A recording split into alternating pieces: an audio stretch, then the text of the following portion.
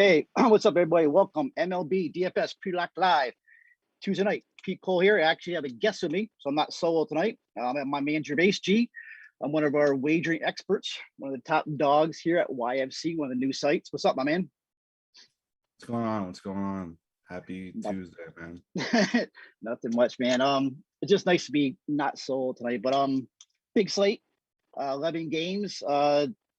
YFC, anybody that's new that's going to be watching or watch this on demand later on, we have a special right now for football, $25 each month for the first 2 months, which is a great deal because we cover all small sports, every sport. I mean, this sports is our specialty. And right now, there's a lot going on with YFC. Our Discord is free. If you want to join up, check it out. Especially right now, is we have the primetime Discord chat, so we built some lineups, and we've been doing pretty good on that. It's a free general room. You can see all our winning lineups, and there's a lot going on. So tonight we have MLB. What else is going on this week? We have NFL Thursday night football. That's Thursday night. I'll have an article out for that. The Ryder Cup starts on Friday. CFL, Canadian football, starts on Wednesday. Walter, I think, already has a write-up for that. So he's good to go. Did he already have a show? Do you have an on-demand show for that last night or no? I think he did a show, didn't he? No. For CFL? He did an article. Okay. But tomorrow night, anyways, we're going to have a college football show, me and Walter for the main slate on Saturday. Then we'll have a Thursday night show at 9 p.m. for the Friday slate. Friday should be soccer, and then back to a regular pre-lock live college football show on Saturday. So there's a lot going on, but we're here for MLB. This is pretty much one of the last big slates. There's a slate next Tuesday, but as we get later on in the season, the slate's get a little squirrely. But this is probably one of the last good ones. The only problem, it's a course slate, but we got to deal with it. But it's a good slate, 11 games. So anybody's watching, any questions, throw them in the chat room. If YouTube, I'll try to answer them. If not, our admin will if I don't see it. We can pretty much go around, talk cash, talk pitching. I'll ask G some wagering. He's our wagering guy. He's been doing betting for years. So if you guys have any bet questions, make sure you ask him before the show's over. And then we'll get out of here and have time to build our lineups tonight. So, all right, let's roll. So let's say actually there's no weather tonight. I don't see any weather that's a problem. So we can move right on from weather. And Vegas, just called that up. So it's a course slate. So right now the Dodgers are the highest implied by far. 6.6. They open at 6.6, so they stayed at 6.6. They're a full run higher than anybody else in the slate. Beside them is the Phillies. I actually wrote up as one of my top stacks today at 5.6 runs. Astros 5.4. Braves 5.3. My other top stack tonight, and then we have the Yankees at 5. So it's 5 teams at 5 runs or above for top implied. Money line right now, the biggest favorite is the Yankees. Jordan Montgomery pitching minus 257. Beside that, of course, the Dodgers in Coors minus 208. Houston minus 207. And then the Phillies is Baltimore 206 at home. So typical course slate. Dodgers, of course, when the Dodgers are there, they're going to be the top team. They're going against Sensatello, who actually hasn't been bad. Actually, they're pitching pretty good in Coors. But it's the Dodgers. You look at their lineup tonight, they're actually getting healthy at the right time. All their sticks are back. So the Dodgers are going to be the main team, the popular team. And it's the way it is on the course slate. Okay. Yeah, so and honestly, I was going to say, it's hard to disagree with that, right? Because they're hitting well right now. They're scoring a lot of runs. Yep. So it's a course slate. And even though Sensatello has been pretty solid, I mean. He has been. And I just looked at the Dodgers lineup before we went on, and it's like this is like their lineup. When you got Betts, Seager, Turner, Muncy, Justin Turner. When you got Will Smith all the way down to 6th, Gavin Lux who's hitting hard, and then Cody Bellinger is your number 8 guy. It's a pretty damn good lineup. So the Dodgers, of course, can be a chalk tonight. Our cheat sheet is up. It was updated probably like a half hour ago, but it's pretty sound right now. It hasn't been too many new lineups come out since. And it's pretty accurate. So let's talk pitching right now, and we're talking cash. It's a weird slate. So especially when you get down to this time of the year, pitchers get squirrely, pitch counts, and they're trying out new pitches. They're trying, especially teams that are out of it, trying out other kids. But right away, Brandon Woodruff sticks out at 10-4. I'm not a huge Woodruff guy. Tell you that right now, but he is to me the top pitcher on the slate. We have him at what, almost 40%, 38% owned. He's by far the highest owned on FanDuel. And I mean, I see why. I mean, he's coming in at, where is he's actually dropped. He's still minus 197 favorite. And the one good thing, I guess, if you're gonna roll Woodruff, is we saw last night that the Brewers had a playoff spot locked up, and they still threw Peralta surprisingly 96 pitches last night. So that kind of shows that they're not exactly treating these starting pitchers with kid gloves going into the postseason, which is good for if you want to use Woodruff tonight, which I think you should in cash. He's been good. I mean, he's striking out guys at 10.5 per 9 clip. He's rocking a 2.55 ERA, 3.05 xFIP. So he is the top pitcher on the slate. He just scares you, as I've used him some games where he can get off, but I think he is in a good spot tonight. So Woodruff's the guy. And then to me, the question is, where do you go for SB2? So you want to go ownership wise? Yeah, I mean, cheat sheet. What do you see on the cheat sheet?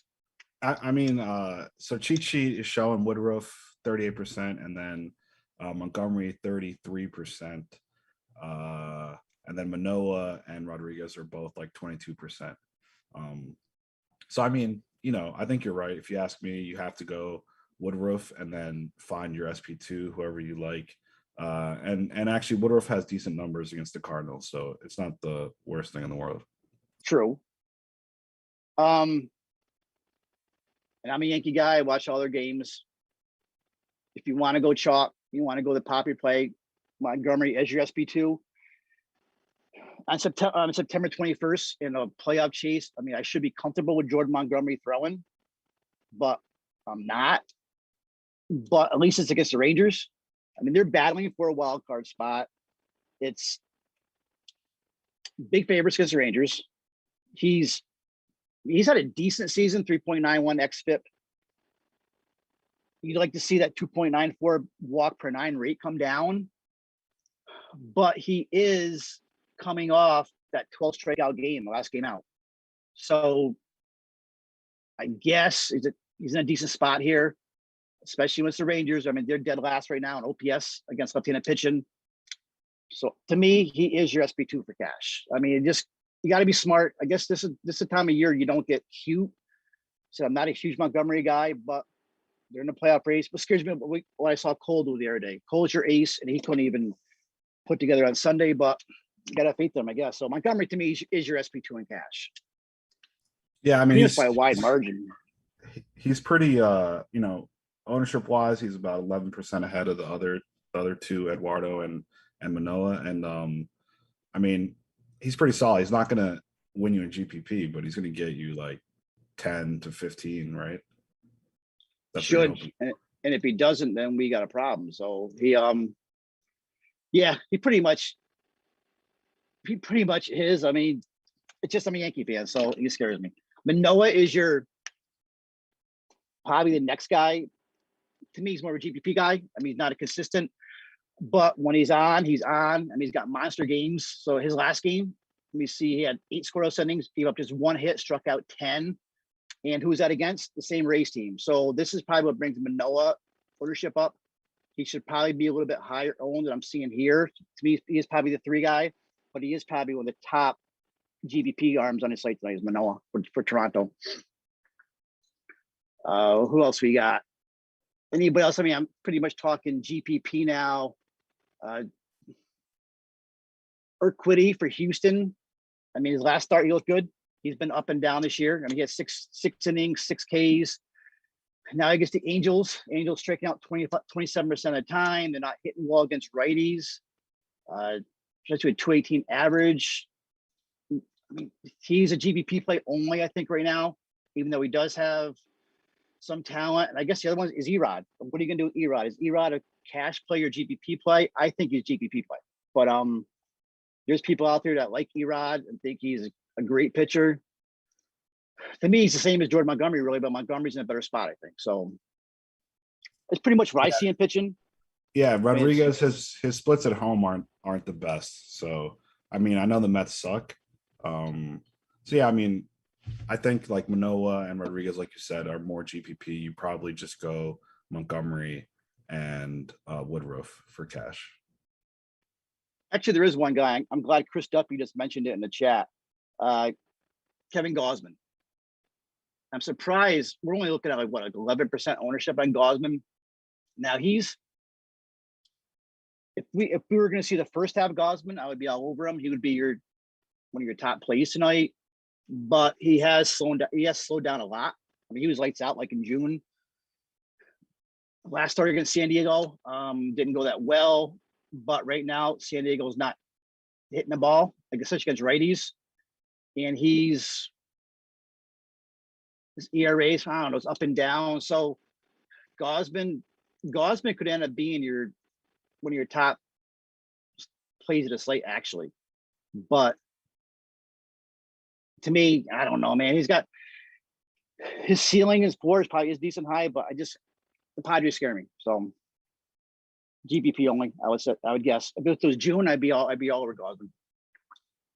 Pretty much it. Everybody else is Mills a GPP play. I mean, he could have a decent game, possibly.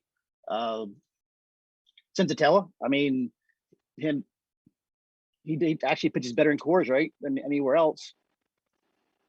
But of course, GPP, and that's it. And Musgrove, GPP only. So that's it for pitching. Run Woodruff, and I would run Montgomery, and I would move on. FanDuel, one run Woodruff at 10-2, and move on. Pretty much what I'm looking at. All right. So if you guys have a cheat sheet, if you're premium members, pull it out. We're just going to go around the bases quickly here and see who the top plays are. The top cash plays, and then see if we have any good GPP plays. So start out with catching right now. Let me call up our cheat sheet. Right now at catcher, there's no. Oh, actually, JT Realmuto was catching some ownership on 24%. It's kind of high. Going against Orioles in Citizens Bank Park, so it is a hitter's park. 4-1 is actually not a bad price for Realmuto.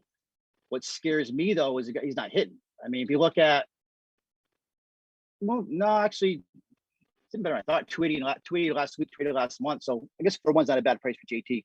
Will Smith's the play at 5-4. If you have the money, I mean, he smashes righties. He hits righties better than lefties, and he's right-handed bat. 283 ISO, 413 WOBA. Smith definitely is a home run call tonight. I mean, by far, but he's 5-4. So, but you may get him in, I guess, if you're pitching Montgomery at 8-3.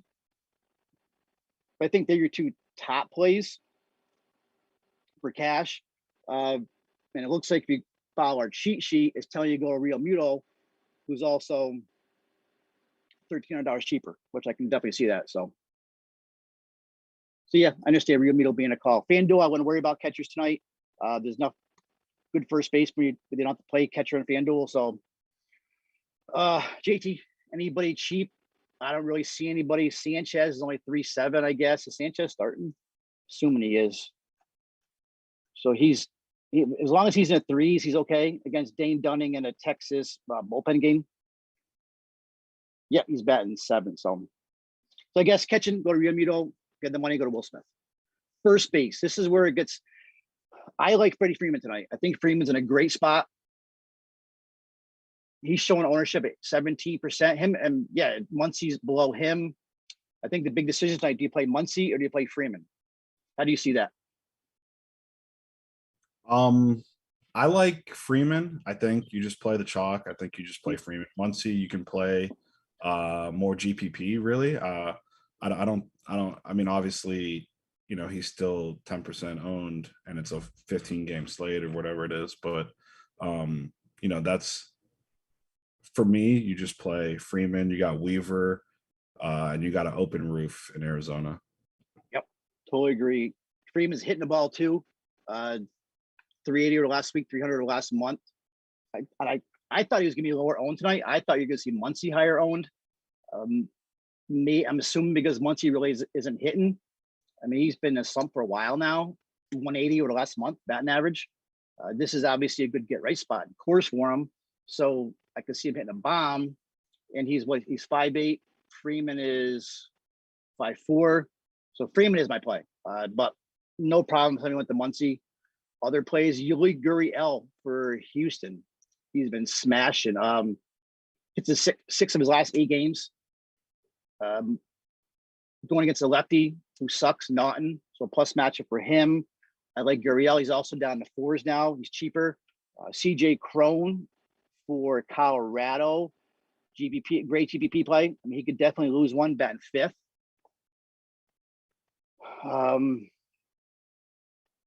What else we got? This kid, did Alfonso Rivas make the Cubs starting lineup? I meant to look that up too. I mean, I like this Rivas kid, but he did. He's batting 6. So this kid, Alfonso Rivas, he's batting 6. He's a lefty. Griffin Jackson, I think, is probably one of the worst pitchers on the slate tonight. And this kid's hitting 324 in September. He's hit safely in his last 7 straight. And Jax has allowed 8 home runs in his last 25 innings. So me, a nice punt is this Rivas kid at $2K minimum price for the Cubs. Anybody else? Brad Miller, maybe, if you want to go cheaper. Rizzo, 3.7. I think you should have enough money. You pretty much go Freeman or Muncie, I think, at first. And yeah, I mean, for me, if you're not playing Freeman or Muncie, you can. There's a ton of options, obviously, because it's a huge slate. I mean, you can even play Vlad. He's been pretty hot. So GPP wise, there's a lot of options. I think Frank Schwindel is worth a look. Yeah, I like also. that kid. I mean, you look at most of these first base, all the studs, and they're all going up against like decent, like solid pitchers. Like you got Olsen against Marco, Guerrero against his. We didn't even bring up this Rasmussen kid for Tampa. I think is actually a decent value play at 6.2. Who else we got? Alonso against Erod. I mean, Erod can have a good game, now and then. So I think all the first basemans are all like solid pitchers they're going against. So I think cheat sheet's right. I agree with it. I think Freeman is the call at 17.5 ownership. FanDuel, I probably the same, unless you want to go way down to guy like Brad Miller at 2.4. Miller's a sneaky play. So yeah, he's looking at 20% ownership on FanDuel, actually, Brad Miller. So, all right. Second base. Wow, the cheat sheet's all about Trey Turner, huh? And yeah, Turner 25%, Segura 14%, Albies 12%, LeMahieu 8.75. And I'm assuming where's Brendan Rodgers batting second? All right, so Turner's a play. I like Altuve also, but hitting the middle of the order, course factor, Turner's a play. I like Brendan Rodgers though at 4K. I mean, Urias is a good pitcher, but once again, it's in Coors. It's not like Urias is Max Scherzer. I'd have some piece of Rodgers if I could. Javier Baez, great GPP play. Yeah, that's not a bad angle, the Colorado stuff for GPP, just because Coors and then Colorado actually rakes lefties. So I'm not sure on BVP versus Urias, but they're top 5 in most categories against lefties. I still get worried about over the years his first game at Coors effect, and I believe it. I've seen numbers I don't have in front of me though. It just seems like the first game in Coors is always lower scoring than the rest of them, especially with the visiting team. So don't be surprised if you see like a 3-2 game tonight. Dodgers aren't a good spot, but if you're making multi lineups, definitely get a Rocky stack in there against Urias, especially some of these righties like Story's in a great spot, 4.7. So some of these guys, Story, Rogers, Hampson. I mean, Rogers right now is hitting 356 ISO, 432 WOBA against lefties. He's crushing lefties. So GBP, I said Javier Baez. I think he's in a great spot facing Erod. He's got hits in 10 of his last 11 games, hitting 410 over his 11 games. So he's actually hitting, being a more selective hitter, I've noticed. So batting third tonight, good spot. David Fletcher, if you want to punt for the Angels, because he's 5/7 off of Urquidy. So if you need a punt at second base, you can do a lot worse than Fletcher. I'm assuming he's probably leading off, or he's not even projected to start. I don't know why, but so check that out. But I like Fletcher there as a punt. I like Duffy a lot as a punt. I think he's like 2K. I was hoping he was going to be up in the lineup more, but I still think he's worth a play. He's batting 7th. Yep, I actually have him. I wrote him for third base. I forgot he's second base eligible actually. So definitely, and we've seen him hit 2 home runs in a game. You know, he's a major league hitter. He's been around, knows how to hit. So definitely Matt Duffy.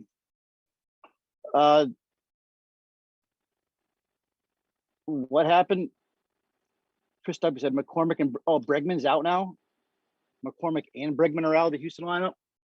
I gotta check that out then. All right, so and as we're getting to third base, I guess it's a good time to see that. And I have Bregman as one of my top plays actually tonight. Third base is, yeah, yep, they're out. So where's the cheat sheet showing? I want to show you now. It's got Bregman on top. I have the JD updated. Davis.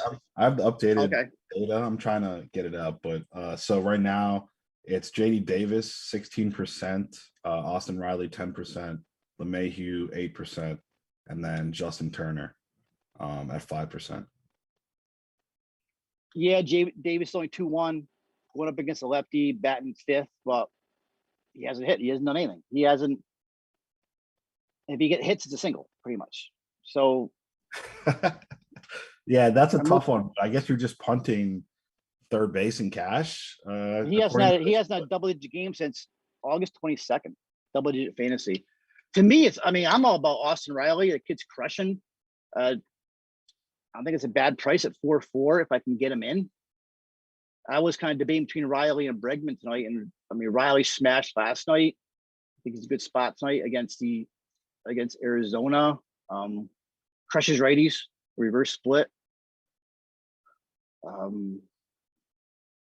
DJ, he's only what? He's only like 3.8, I guess, for the Yankees. I just saw him on a cheat sheet also. Yeah, he's pretty cheap. I think you can. I mean, third base is tough tonight. I think you can go a lot of different ways. But yeah, I mean, I think Riley is the play now that Bregman's not in. Bregman's gone. Devers, I mean, if you had the money, especially with GPPs, I mean, Devers just continues to crush that cleanup against Stroman. I mean, especially against righties, he just crushes them all year. Still hitting 330 over last week. Arenado, I think, is in a great spot for GPPs. And we mentioned Matt Duffy. I think Matt Duffy's a great punt at third base or second. He's sitting 350 over the last week. And he's hitting 302 in September, Matt Duffy.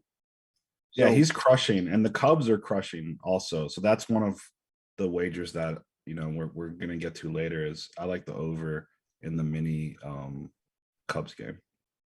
And this Griffin Jacks to me is a terrible pitcher. So the Cubbies may actually be a sneaky stack here. He's getting bombed. He's giving up a lot of home runs. So all right, yeah, don't sleep on the Cubbies here. Shortstop. So what do we got for shortstop here then? Assume it's all about Seager, right? Ownership wise, especially on DK. Yeah, the updated ownership is 27%. So I mean, that's a no-brainer. I think you just play Seager and that's it. He's my play, especially on FanDuel. I do like that Trevor Story price at 4.7. I think he can definitely. Story can handle Urias, no problem. The lefty, so I do like him, even though Seager is the play. Bogarts, great GPP play. He's 11 for 36 off Stroman, 307. And I got Torres as a value play. But yeah, you're right. It's all about Seager. Willie Adames is popular. I see on FanDuel about as popular as Seager. Adames is in a slump right now, so I would kind of stay away from Adames. I played him, was it yesterday, the day before? And I noticed, I look at his logs, I'm like, why did I even play this kid? I mean, he's had a great season, but he is all of a sudden in a slump. So when you got Adames, he's not a 3.8 though. So I guess it's justified. If you can get Seager in at 4.6, you play Seager, I guess. Batting second in course. I guess in the rare case that you don't want to play Seager, you can play Adames. But I mean, for cash, I think it's a no-brainer. Wait a second. Trey Turner's not even playing. Oh, never mind. He is batting third. Sorry. All right, so Seager's my top play. I just don't want to get stuck with all cores. Like you end up doing a lot, just on game one, but it may be the way it happens. So Outfield. Well, I think there's a lot of games there's enough games where you can move around. You can just get a few pieces of cores, probably Dodgers, right? Exactly. And then Yeah. in GPP you can play Rockies, I guess, if you want. But yeah, I think you can get just a few pieces, and then you can still play some Atlanta and stuff like that. And one thing about Senzatella, especially in cores, I mean, he keeps the ball on the ground, and he's got an over 50% ground ball rate to righties and lefties in cores. So that's pretty damn good.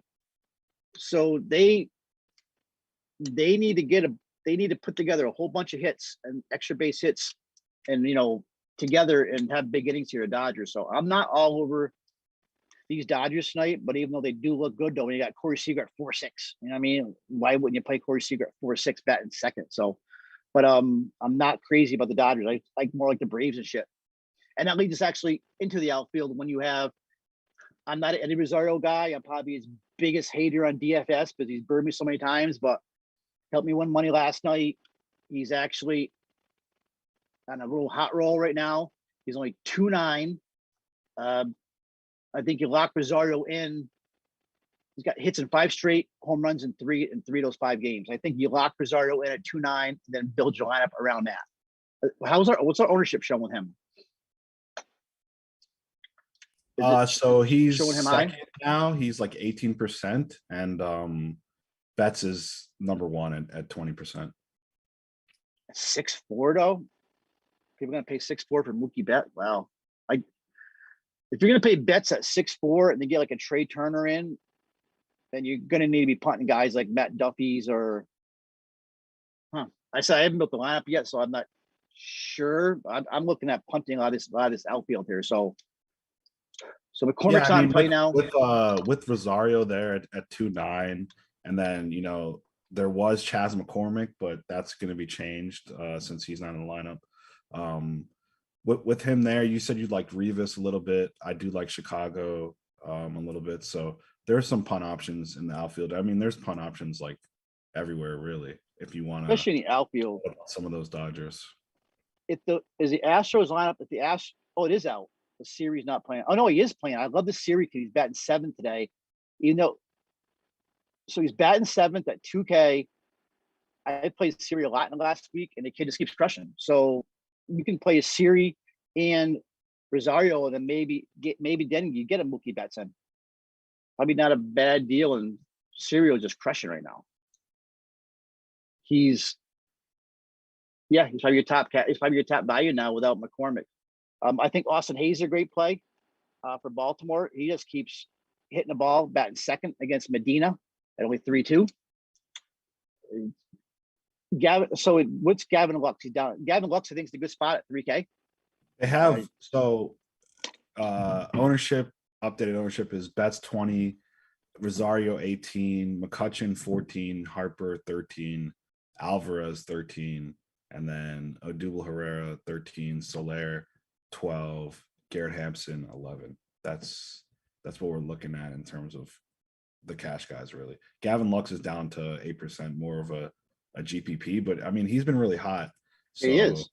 I mean, if he's only 8%, I think you can definitely look at playing 5 Dodgers in GPP and maybe get away with that. I mean, Lux has got hits in 6 of the last 7 games, and multiple hits in 4 of them, and quarters. So I like Lux at 3K. I should get him in your main lineup, but I do like him. So Harper, I mean, MVP type year. If you can get him in, great. You know what I mean? He's a great play. But you probably can't. If you can go all the way up there, you probably end up with Betts anyways. So GPP, and that's pretty much it. I think going around. Anybody have Alexander Antonucci thoughts on Soler leading off for Atlanta? Yeah, I mean, I'm big on Atlanta tonight. I was big on them last night, and they came through for me. I think they're going to come through again tonight. Soler's obviously been hitting now that he's been in Atlanta. He's going up against Ray, though. Obviously, lefty's better. 160 ISO against lefty. Against righties. He's hitting 280 last month. So at 3.8, I mean, Soler is definitely in place especially for GPPs. I actually like Sawyer a lot. I like that whole Atlanta lineup tonight. Yeah, I mean, I think we can smash it again. he's getting what, 13% on DK, 14% on FanDuel Solaris. Good price. You know, 3,800 on DK. I mean, he's definitely cash viable. Yep, you're gonna roll away from Slayer down to Riley or Duvall, make a 5-man stack. Let's say I love Riley tonight too. So, yep, good question. Any other questions? Thank you, Chris, for giving us the Bregman McCormick news. So my top stacks tonight in the Braves, I wrote them up. I wrote the Phillies tonight and Citizens Bank Park, and of course the Dodgers. Dodgers are going to be the chalky stack. You want to be a little bit different. If you're going to be different, then try like a Dodgers stack and do like a wraparound. Maybe you can go with like a Lux Bellinger and then roll around it to Bet Seager, Turner, something like that. Instead of doing top to the middle or middle of the order, just try to be different if you have to bounce around a little bit. Because they're going to be chalky. And if you guys don't have any questions, that's pretty much it. I want to turn it over. If you guys have any betting or wagering questions, throw them in there. While G's here, he's our betting expert. He's been betting for years, very successful at it. Is there any tips or plays you have for tonight for anybody that can bet? I can't bet in Florida, so like I can do price picks. So yeah, so I mean, What do we you can got? cover this quickly, and then if you want to run through the prize picks, that's cool. Yeah. I got Twins and Cubs over at 8. So the total set at 8. The game is at 740. Total set at 8. I have over. It's minus 105 right now, or was. So the last time they played was in 2018. Well, the last time they played in Wrigley was in 2018, and they averaged 15.2 runs per game in that 4-game series. Then also the Cubs have played to the over in 7 of their last 8 overall, and they're 9-4-1 to the over across their last 14 home games.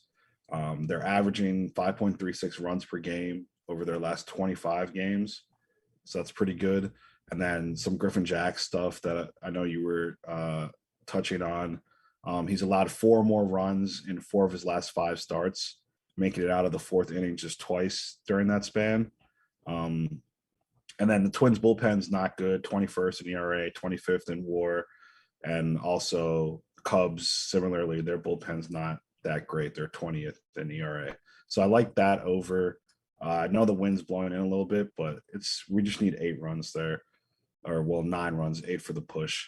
And then I had 8:40 p.m. I had the Dodgers Rockies over 11. So not too high for Coors total. And then Dodgers have scored 5+ in 7 of their last 8. Colorado has won 7 of their last 9, and they've averaged 4.89 runs per game over those 9 games.